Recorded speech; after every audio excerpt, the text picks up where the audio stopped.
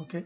One of the question that's asking was how can I improve my background? Okay, the technique of how to improve. So usually I would tell students, say, try your best to use the brush. The bigger they are, the easier it is. And the reason is if you use a small brush to do it. Okay, so give you example. I got three brush here. If you use this tiny little one here, try to do it, you will create extremely a lot of watermark. Okay. So again, that's these are a little bit more larger. So angular brush versus again, that's a round head brush. This all can be done, but the easiest always is angular brush. The bigger they are, the better it is. Okay. So the first trick that students should be learning is saying if I have a rectangular shape like this, I need to cover. And in the beginning, because you're not familiar, so then it is better to have water coded. Okay, and the one of the problem is students sometimes doesn't know how much water. So what happened is like in here you can see me going a different angle to make sure the water absorb into the paper. Okay, so now that's we're gonna put a color over it. Okay, so this is only a small rectangular shape, but when you practice, you should take like a full sheet like this. Okay, probably 9 by 12 or whatever to do it, because the bigger they are, the more difficult it is. Of course, when I do a small one, it's easy, right? So what happens is if I have a paint here, and this is another thing about students doing this, is like they didn't mix properly. Okay, so when you mix, if you have a chunk like this and you pick that up, then you're gonna get uneven color.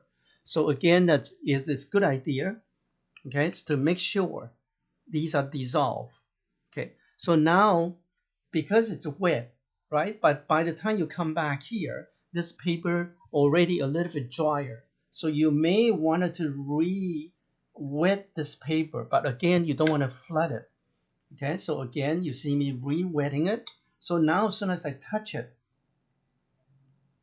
I should have that soft edge. Okay, and then what happened is, of course, depends how concentrated you have. But the important part is this bottom part here. See, I scooped it up, whole bunch of paint to put underneath here. And this is allow you not to have a watermark. So when you see that puddle, you can continue pulling down. And this would not cause you to have watermark. Okay. So there you go. There's one of them. Okay. So here's another one that I'm going to do, which is dry look. So when the dry one, again, when I have a chunk of color like this, okay. So when you do it, make sure you have enough paint on your palette. Okay, so again, if I start from the top here when it's dry, then I gotta have this puddle of watercolor, we call the droplet underneath here. Okay, so this droplet allow you to kind of pull this way here without creating any watermark. So what happens again, you follow them coming down this way here. Now, if I decided to change color, it's the same idea. You have to make sure there's a puddle again. There's a puddle of the paint sitting on the bottom here, not the top. Okay. So what happened is now I have enough time to change my color. So that's assuming, okay, I'm changing to, let's say a blue, a cobalt blue. Okay. So again, my paint here, and preferable they are the same value. Okay. So again, if I have a blue here, see when I touch it, it will migrate towards the red also. So what happened is I can pull them down. Okay. Now I can go back to the top part.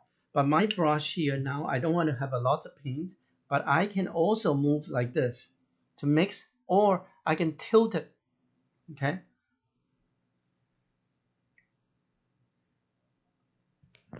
So this way here, then you will not create watermark. One of the problems is a lot of students go back and take small brush and started to play around like this. And this is where you start to get watermark. Now that's assuming again, you need to go between some object like this. So then when this happens, of course, the first method is using water, but that's assuming you don't use water. Okay, you're gonna use paint. Then again, I would say that's plenty of paint, and then you go to the edge and make sure this has a pool of paint. Okay, they all have pool of paint.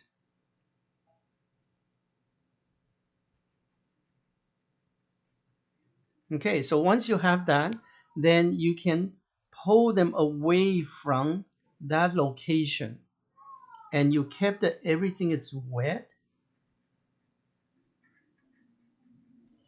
Okay, so let's say for example here, now I can go back because it's wet, right? So I can go back and I can fix whatever I need to. Okay, but when you're fixing, same again, keep everything wet. So as it's dry, then you're gonna have problem. But let's say for example, if it's wet, too wet, you can always hurry, re-wet a little bit. Then that way that you will not have this problem of drying up. Okay, so these are the technique that you can try to see if you can practice to get a nice background color. Okay, so the key thing, make sure your pigment is enough watercolor so it's keep it wet so you can continue to pull those color out into the dry space. And then the other one is using a bigger brush to do it. So that's why you can see sometimes I have brushed big to this point here. And that's why it's important to have a big brush. Okay, so have fun. Okay, so hopefully that improve how to do the background.